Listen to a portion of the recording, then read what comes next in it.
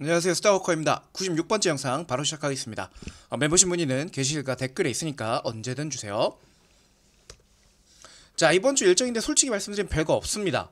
좀 이따 말씀드리겠지만 이 일정보다는 엔비디아 실적 발표가 있기 때문에 이게 훨씬 중요하고요. 뭐 이번 주 중요한 거 거의 없고요. 그냥 목요일날 매주 나오는 실업수당 청구 건수 예상치보다 항상 조금씩 덜 나오고 있죠. 한마디로 경제가 고용 상황이 좋다. 그 다음 뭐 미국 선행지수 있고 없어요.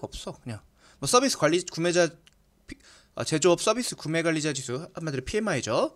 근데 얘도 말씀드리지만 ISM께 훨씬 중요하기 때문에 그렇게 큰 중요한 영향을 시장에 끼치지는 않을 것 같다. 결국 중요한 건 뭐냐면 수요일 새벽 6시인가 6시 반에 있는 엔비디아 실적 발표인데, 근데 자 죄송해요, 금리가 오르는 거죠. 아이고 이렇게 반대로 써놨네. 금리가 오른답니다. 근데 보시면 여러분 한 달 동안 쭉 오르고 있어요. 결국 뭐야? 왜? 잠깐만 생각해보자. 우리 저번 주에 CPI 나왔잖아. 스타워커님 그때 그러셨잖아요. 물가가 금리에 끼치는 여러 변수 중에 물가가 CPI, PCE가 가장 중요하다고 했잖아요. 근데 물가 저번 주 좋게 나왔잖아요, CPI. 근데 왜 금리가 오르냐고요? 이해할 수 없습니다. 틀린 겁니까? 여기서 여러분 이게 사회과학인데 사회과학에선 100%가 없죠. 사람이 하는 거니까. 물가가 낮게 나와도 금리는 높아질 수 있다. 왜? 다른 요인들이 개입하기 때문이다. 뭐야? 트럼프 내각 문제라고 봐야 돼요, 이거는. 그러니까 트럼프가 당선돼서 좋다고 시장을 올려놓고선 지금 트럼프 내각이 한 명씩 발표되잖아요. 우리 지난 영상에서 되게 자세히 설명드렸잖아요. 그러니까 어떻게 되는 거야? 시장이 지금 빅스 지수 변동성 지표죠. 점점 오르고 어디 갔어? 10년물 금리도 오르고. 결국 뭐야? 시장이 쫄고 있다는 거야. 뭔가 안 좋게 보고 있다는 거야. 자, 여러분 쉽게 말해 이렇게 생각하면 돼요. 채권이 결국 돈 꾸는 거잖아요, 그죠? 여러분 지금 시장이 위험하고 경제 위기가 오거나 아니면 혼란스러워. 그럼 여러분 돈 꿔줄 때 쉽게 꿔줍니까? 쉽게 꿔주실 거예요? 잘 안 꿔주겠죠. 돈이 귀하니까. 어떻게 될지 모르니까 현금 많이 모아두는 게 좋겠지. 그러니까 안 꿔줘. 그러니까 어떻게 돼? 빌리는 사람이 금리를 더 세게 불러야 돼. 야, 한 달에 내가 5%씩 줄게. 이렇게 말해야 된단 말이야. 물론 법정 상한이 24%인가 그렇긴 하지만 연 24%예요. 이것도 저는 조금 솔직히 잘못했다고 생각합니다. 연 24%면 높지. 근데 진짜 급한 사람도 있잖아요. 그래서 그런 사람이 오히려 막고 있다는 얘기도 있던데 뭐 제 알 바 아니고, 저는 개인적으로 금전 거래를 하지도 받지도 주지도 않습니다. 무조건 안 주고 무조건 안 받습니다. 그러면 세상이 참 편합니다. 원칙입니다. 그래서 여러분 오늘 보시면 다시 트럼프 영향이 커질 수밖에 없다. 커졌다고 말할 수밖에 없다. 금리 올라가, 빅스 올라가, 비트코인 올라가. 그치? 이거는 다 트럼프를 상징하죠. 또 트럼프를 상징하는 것 중에 하나가 뭐야? 테슬라였잖아. 그래서 테슬라 보시면 지금 시장 어때요? 물론 얘는 여러분 3배짜리입니다. 시장에서 지금 거의 지금 본주가 8% 정도 오르고 있거든요. 왜 이렇게 오르나 봤더니 주말 사이에 뉴스가 두 가지가 있었어요. 블룸버그 통신에서 뭐래? 완전 자율 주행 차량을 연방틀 프레임워크에서 교통부의 우선순위로 프라이어리티. 그러니까 뭐냐? 그러니까 쉽게 말해 뭐야? 도널드 트럼프 미국 행정부가 당선이 되면 뭐 여기서는 교통부라고 하잖아. 교통부한테 야 이제 자율주행 하게끔 도와줘라. 우리 머스크 고생했잖아. 그러니까 이제 내가 당선되면 할 거야. 자율주행 할 수 있도록 규제 풀어주고 지원해줄 거니까 그거를 누가 할래? 담당자를 찾고 있다고 전했답니다. 당선인의 누구? 인수위원회가. 가장 당선자가 힘이 쓸 때죠. 대통령 되기 직전일 때. 그때부터 대통령의 권력은 쭉 떨어진다. 그러다 언제? 중간선거 때 박살나면 쫙 떨어지고 그냥 나머지 2년은 레임덕이다. 여러분 요거는 규칙입니다. 기억해주세요. 미국 대통령 재선 두 번째 선임 때는 재선 때 재선이 되면 그 다음 2년차 때 중간선거 하거든요. 하원의 뭐 5분의 1인가를 바꿔요. 그때 깨지면 어떻게 돼? 이제 식물 대통령 되고 마지막 반년 2년은요 거의 식물로 살다 식물 대통령으로 살다가 아무것도 못하고 갑니다. 그게 원래 국룰이긴 합니다. 어떻게 될지는 몰라. 하지만 원래는 그래왔다. 그 다음 두 번째 보시면요, 여기 보조금 폐지에도 공개적으로 찬성했다. 트럼프 당연히. 여러분 어제 또 하나 나온 뉴스인데 에너지부 장관의 누구? 석유회사 CEO 안춘대잖아. 이 사람은 기후온난화가 뻥이라고 생각한 사람이라고. 진짜로 진심으로 믿는 것 같더라고. 물론 과학자들의 거의 99%는 지구온난화는 인간 때문이라고 찬성하고 있습니다. 물론 나중에 과학자들이 틀렸다고 밝혀지는 경우도 많지만 지금 학계에서는 인간 때문이라 보는데 도널드 트럼프는 구라라고 보고 있습니다. 자, 아니 보조금 폐지하면 테슬라한테도 안 좋은 거 아니에요? 라고 말할 수 있는데, 자 이렇게 생각하면 돼. 보조금 없이 살아남을 수 있는 전기 자동차 회사가 어딨냐? 테슬라는 전기 자동차만 만들죠. 이해되시죠? 근데 여러분, 테슬라도 물론 지금 받고 있는 보조금을요, 보조금 형식으로 몇 개 정부한테 돈을 받고 있거든요. 오바마 때부터 계속 받고 있거든요. 이거를 폐지되면요, 테슬라도 적자입니다. 그러나 버틸 수 있는 여력이 테슬라는 세다는 거예요. 이해되시겠어요? 여기 나오네. 테슬라도 타격을 입겠지만 경쟁사들은 치명상을 입을 것이다. 결국 다른 애들이 치명상 입어서 다 죽어서 나가 떨어지면 그 파이, 남은 파이 누가 먹는다? 테슬라가 먹는다. 이게 머스크의 계산이라는 거야. 무섭죠? 근데 이거는 개인적으로는 뿐만 아니라 경제학적으로 좋은 현상은 아닙니다. 한 기업이 독점 혹은 독과점을 하게 되면 그 후생이, 그러니까 쉽게 말해서 독과점을 하면요, 소비자와 기업이 있을 때 둘 다 서로 이득이던 걸 누가 다 가져가는 거야? 독과점 회사들이 다 가져가는 거야. 후생이라고 하는데 그 후생을 기업이 다 가져가기 때문에 좋지 않고, 완전 경쟁 시장이 되지 않기 때문에 좋지 않다. 이거는 뭐 경제학적으로 나온 거니까. 그런데 말입니다, 제 걱정은 이겁니다. 여러분, 테슬라는요 이미 미국의 전기차 시장을 다 먹었다고 해도 과언이 아니에요. 그럼 테슬라가 못 먹은 데가 어디야? 미국 외부죠. 대표적인 게 어디야? 중국이야. 왜? 중국 전기차가 정말 싸게 잘 만들거든. 여기까지 다 이해됐을 거야? 물론 우리는 중국 짱깨들 차들 별로라고 중국산 부정적으로 본 사람들 많잖아. 저도 솔직히 깊게 공부해보진 않았어요. 근데 전문가들이 중국 전기차 무시하면 안 되는 수준까지 올라왔다고 하니까. 그리고 그런 거 다 필요 없어. 그럼 뭐가 중요해? 팔리냐고. 그래서 중국 자동차 잘 팔린다고. 전 세계에서 정말 잘 팔리고 있다고. 중국 자동차 중국 내부에서도 잘 팔리지만 중국 외부에서도 잘 팔린다고. 왜? 싸니까. 결국은요, 이 정책을 펼쳐서 미국은 완벽하게 더 먹겠지만 이 보조금이 없으면 세계 무대에서 중국 차를 통해서 이길 수가 있냐, 테슬라가. 이거는 별개의 문제라는 거야. 중요한 포인트입니다, 여러분. 이거 이해되시겠어요? 그래서 그럼 이기려면 뭐 해야 되냐면 여러분, FSD예요. FSD. 자율주행이에요. 중국도 자율주행해. 자꾸 공부 안 한 놈들이 자꾸 친구들이 뭐 얘기하면, 야 요즘 현대차도 자율주행 좋거든? 이런 얘기하면은 제가 잘하지. 지금은 잘하지. 근데 여러분, 현대차에, 중국차에 H백이 있어요? 엔비디아 반도체 있어요? 데이터 정보 들어오는 것들, 데이터 정보 들어온 거 가공해서 처리해서 다시 업데이트 시킬 수 있어요? 없어요. 그러니까 뭔 말이냐면 지금 이 작은 레벨, 한국이나, 그러니까 미국 제외하고 지금 FSD 되는 나라 없습니다. 이건 확실하자. 미국에서 테슬라 FSD 능력은 엄청납니다. 근데 다른 나라에선 그냥 다른 나라 회사 자동차랑 비슷한 수준이야, 테슬라도. 그런데 말입니다, 이 미국에서 되고 있는 FSD 기술이 중국이나 한국이나 일본이나 유럽에서 되기 시작하면요, 이건 별개의 차원이 다른 문제라고요. 이해되시겠어요? 그럼 중국이 할 수 있고 현대자동차 할 수 있잖아. 없다고. 왜? 얘네는 그 영상 정보들을 받아들여서 가공해서 처리해서 다시 자동차에 뿌려줄 수 있는 이 능력이 없다고. 이걸 하려면 엔비디아의 GPU가 필요하단 말이야. 근데 중국에 엔비디아 GPU 받을 수 있어? 없어. HBM 받을 수 있어? 하이닉스 거? 없어. 한국에 H백 몇 대 있지도 않아. 네이버 CEO가 그거 갖고 얼마 얘기하는데. 그러니까 한마디로 뭐냐면 지금 진정한 FSD 자율주행은요, 미국에서 되고 있다. 그러면 테슬라 입장에선 그 FSD 기술을 다른 나라로 뿌릴 수 있느냐? 얘네는 충분히 가능하다. 물론 규제 문제, 기술적 문제 두 개 다 있어. 그러나 중국 자동차나 한국 현기차가 이 기술을, 자율주행 기술을 한국에서 지금 하고 있는 거를 전 세계에 퍼뜨릴 수 있는 가능성이 있냐? 없다고. 제로라고.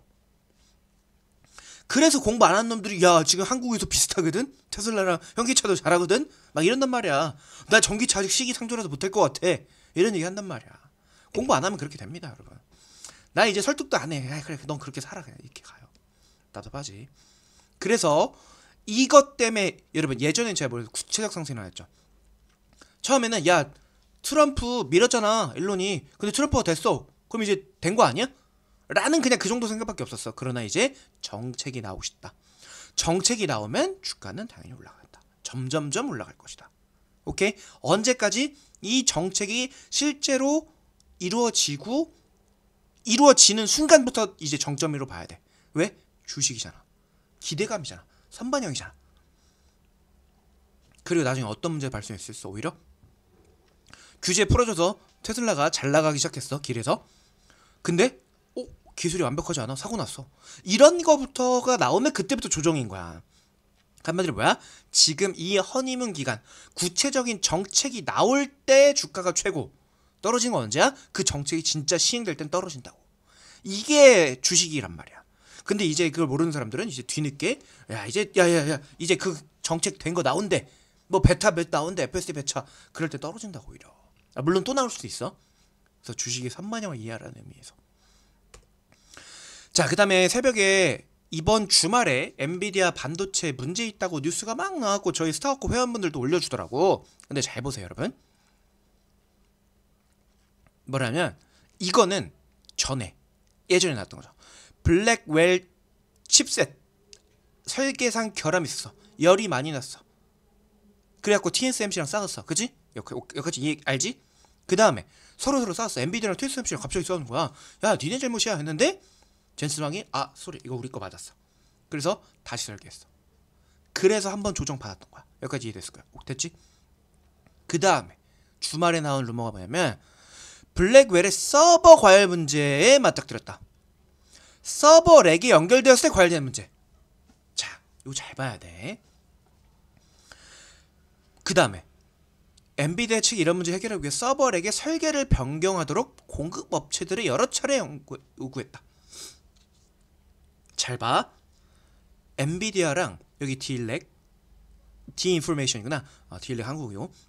디인포메이션이랑 엔비디아는 뭐라 했냐면 우리 반도체의 문제가 아니라 우리의 반도체를 만들어서 이렇게 껴넣는 서버 렉이 이게 잘못 제조돼서 이거를 바꿔야 되는 거야 라고 한 거예요.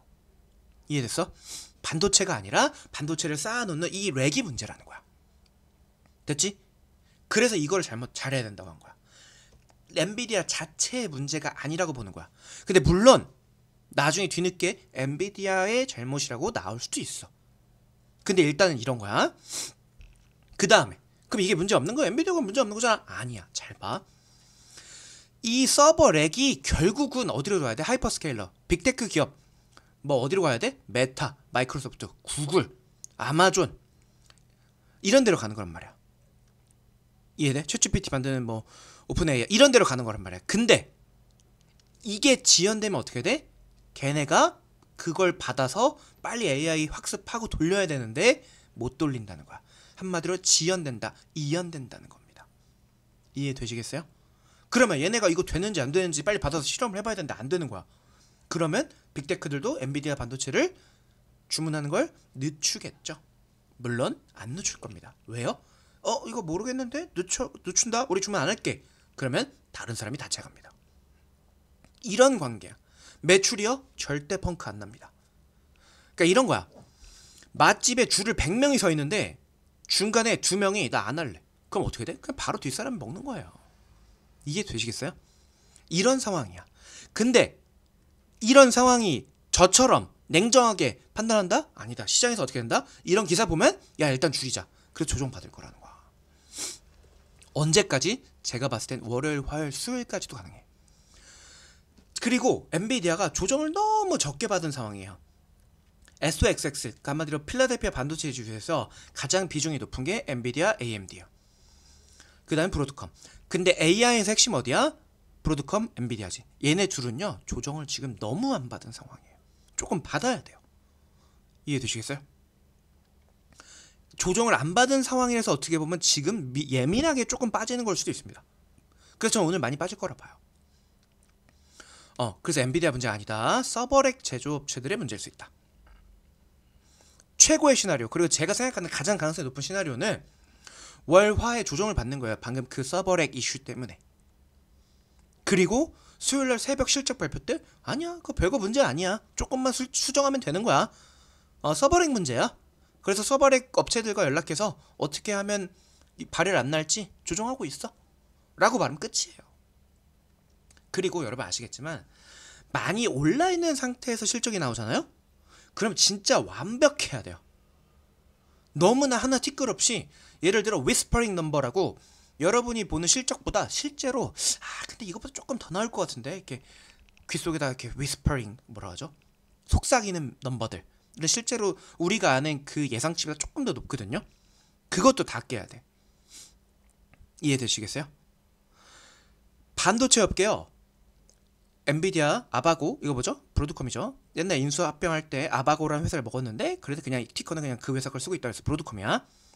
얘네 둘 빼고는요, 진짜 거의 앵간하면 다 조정받았습니다.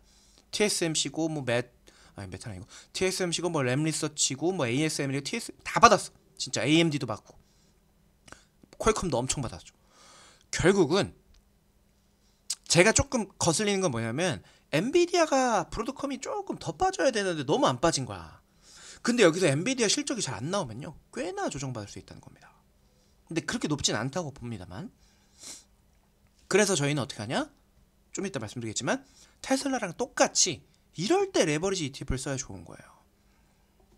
네, 이렇게 애매할 때 어떻게 될지 모르겠어. 그럴 때 ETF 3배짜리 4배짜리 사는 거라고. 미친놈 아니야? 네가 모른다면서 어떻게 3배짜리 4배짜리를 사? 그 대신 비중을 조금 들어가는 거지. 10%만 들어가는 거지. 그럼 10%면 들어갔어. 조정받았어. 그래도 현금 많아. 그럼 다시 물타기로 다시 살려 나올 수 있단 말이야. 이렇게 하는 거라고, 우리가. 정말 중요한 거라고요. 그 다음 테슬라는 여러분 이미 많이 너무 올라왔죠? 살짝 조정받았어. 이틀인가 3일인가. 그래갖고 너무 안 빠졌기 때문에 제 상식으로는요, 큰 비중으로는 다시 못 들어갑니다. 트럼프 정부 최대 수혜주 맞아요. 근데 여러분 얘는요 2배 3배짜리가 아니라 본주도 무슨 거의 3배짜리처럼 움직인다고. 그래서 워낙 많이 올랐다가 빠지는 거라서 지금은 조금은 조심해야 될 위치다. 이건 맞다. 이건 다 공감할 거야. 여기까지 이해됐어? 그래서 이럴 때일수록 어떻게 된다? 레버리지 2배짜리 3배짜리 해야 된다고. 왜? 100% 다 들어가면 여러분 망하죠? 10% 20%만, 예를 들어 100만원 있어. 20만원치만 3배짜리 사는 거야. 60만원 들어가는 효과잖아. 근데 만약에 떨어져서 실적이 잘 안 나와서 물렸어. 그럼 어떻게 해야 돼? 우리 80만원 남아있잖아. 그럼 물 타줘갖고 다음 반등 때 잘 타줘갖고 사갖고 나오면 돼. 물론 여러분 가정은 개잡줄 안 한다는 가정이겠죠. 뭐 10년 내내 떨어지는 거 사놓고서 그런 거 하면 아무도 안 먹히겠죠. 근데 우리가 다루고 있는 반도체 기업들, 빅테크 기업들, 뭐 근본 파스 같은 근본 금융주들, 테슬라, 여러분 얘네 구립니까? 세계 최고 기업들이죠. 그러니까 이런 거 갖고 했을 때나 먹히는 거야. 그리고 변동성도 제가 말씀드렸지만 3배, 4배짜리라서 충분하기 때문에 개잡주하고 저는 코인할 이유가 없다고 생각합니다.